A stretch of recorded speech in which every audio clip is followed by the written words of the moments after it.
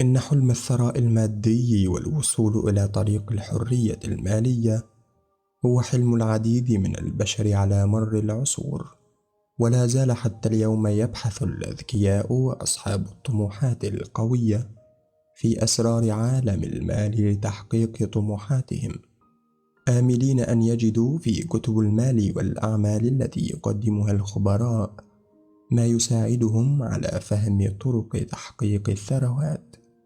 وبما أنك تستمع إلى هذا الكتاب، فربما تكون مهتما بكتاب أغنى رجل في بابل، والذي يعتبر أهم الطرق في فهم طريق الحرية المالية. على أي حال أنت في المكان الصحيح.